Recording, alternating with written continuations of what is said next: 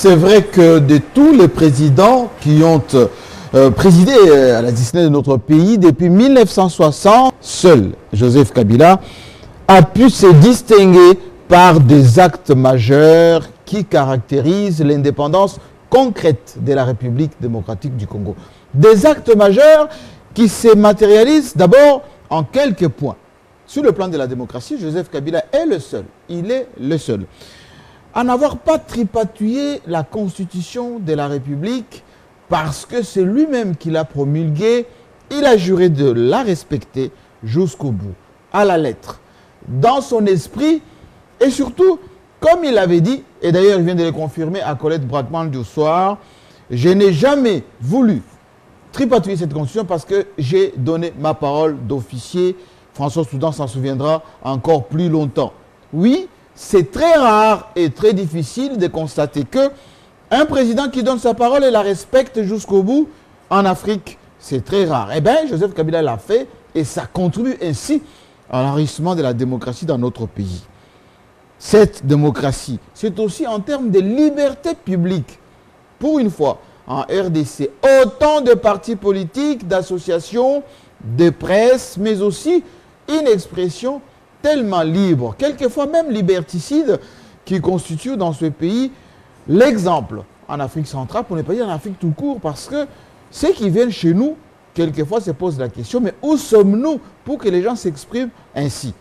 Mais Joseph Kabila dit, le Congo, c'est le Congo, et c'est ce qui fait d'ailleurs la richesse de notre nation, sur le plan économique. Et là, il faut le comprendre, Joseph Kabila vient de poser un acte très important. Il faut se rappeler que ce nouveau code minier donne désormais 10%. Alors je dis bien 10% de revenus de ce minerai depuis 1960, nonobstant ce que les Belges ont pu faire par le bradage, pour ne pas dire les pillages systématiques de nos richesses depuis des années. Joseph Kabila enfin a décrété désormais que 10% de revenus de nos richesses vont revenir au trésor public, malgré la guerre, malgré la pression de multinationales, des banquiers, mais aussi de certains pays de la sous-région qui d'ailleurs exportent nos minéraux d'une manière impunément.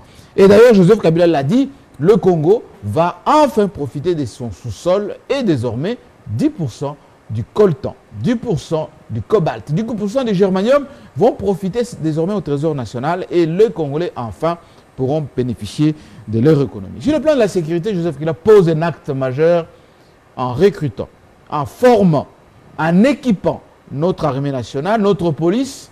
D'ailleurs, chaque jour qui passe, il y a des commandos, des troupes, des régiments qui sont formés, qui constituent ainsi notre bouclier contre tous les bradages qui vont ainsi venir. Et donc, pendant tout ce temps, dans la sous-région, eh bien, c'est le contraire. Le tripatouillage a fait quasiment office de religion dans tous les pays de la sous-région. Regardez ce qui s'est passé au Rwanda.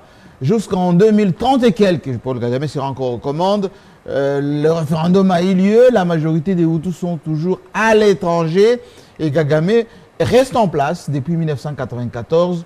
Personne ne lui demande des comptes sur la démocratie et l'expression libre de tous les Rwandais.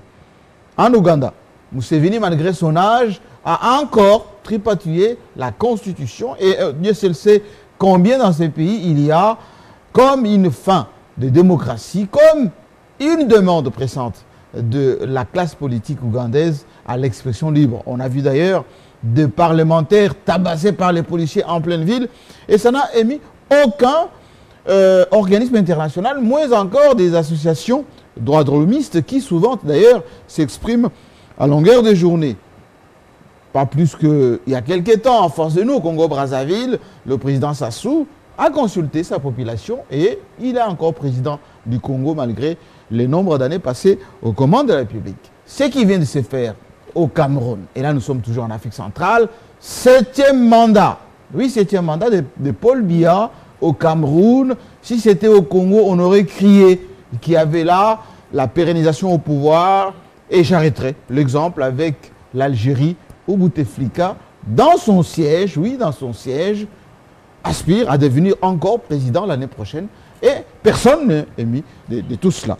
Non, classe politique, nos opposants, viennent encore de poser un acte qui risque de compromettre, on le voit d'ailleurs en habillage d'antenne, leur carrière politique en signant à Genève et à Nairobi, sous supervision de certains milieux mafieux et aussi des pays de la sous-région, des accords qui vont peut-être encore alerter notre opinion nationale qui est très jaloux de la nationalité congolaise, qui pendant toutes ces années, Joseph Kabila s'est en tout cas opposé à toute modification de la Constitution pour la fameuse double nationalité qui donnerait accès à notre pays à beaucoup de gens qui sont d'ailleurs en quête de territoires, de terrains, de richesses, etc.